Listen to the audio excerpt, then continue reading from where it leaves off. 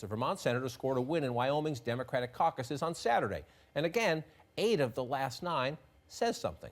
Just what it says, however, probably depends on which candidate you prefer and how much you like math. Yes, Sanders won, and winning means momentum. But delegates win nominations. And in that regard, Sanders won nothing yesterday.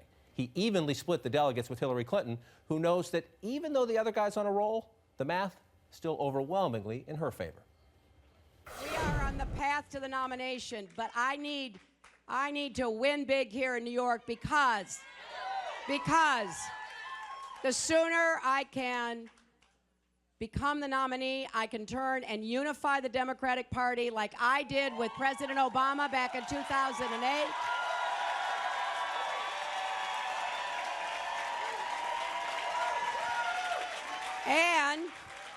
And the sooner we can go after the Republicans full time.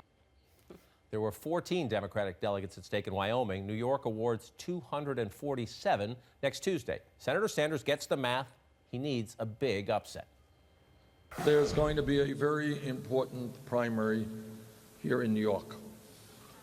And there are a lot of delegates at stake. Remember, this is Secretary Clinton's adopted home state. This is where...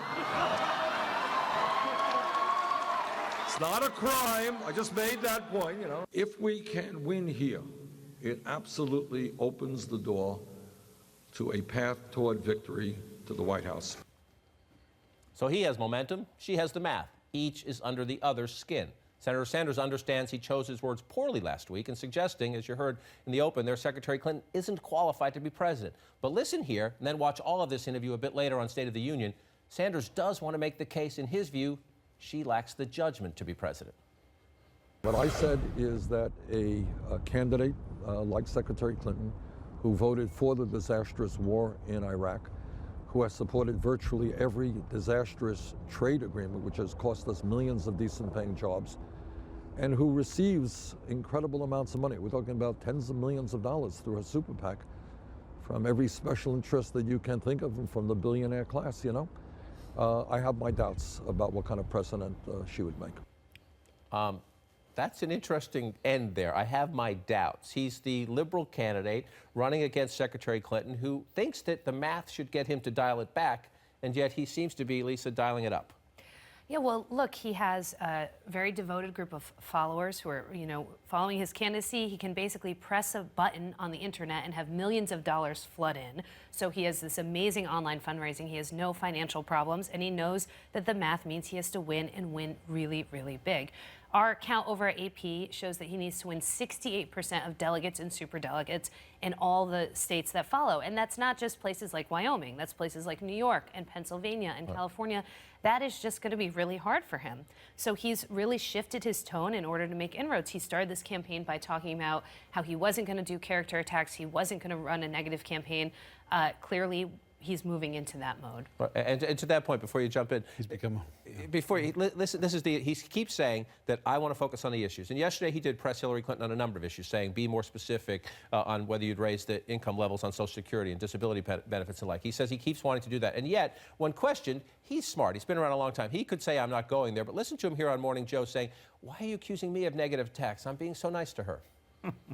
How often have I talked about Hillary Clinton's emails? Have you heard me? Not a word. How often have I talked about the Clinton Foundation's fundraising? Have you heard me say one word about it during the campaign? I have tried to stay away from personal attacks. Just put it out there. It turns out that Bernie Sanders is a politician. No way.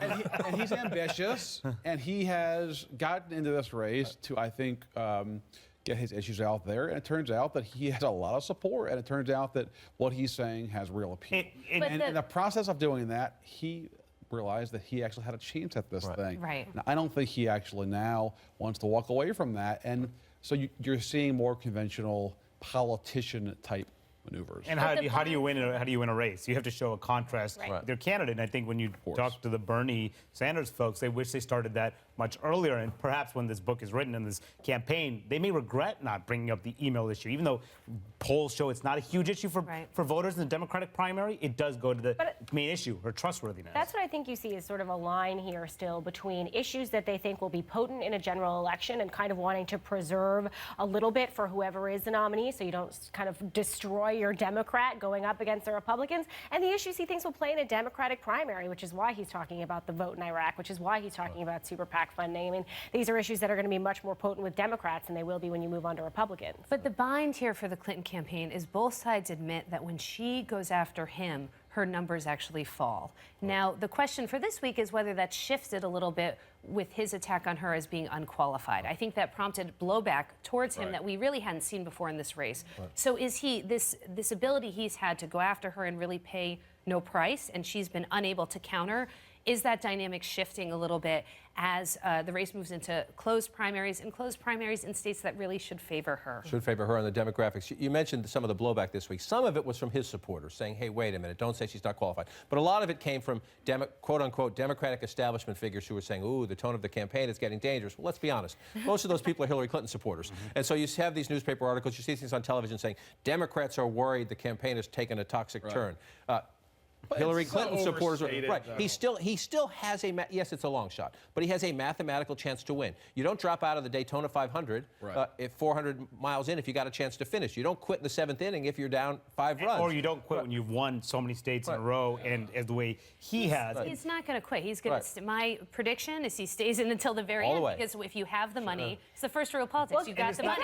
Why would you quit if you are able to raise the money and if you're winning states? It makes no sense.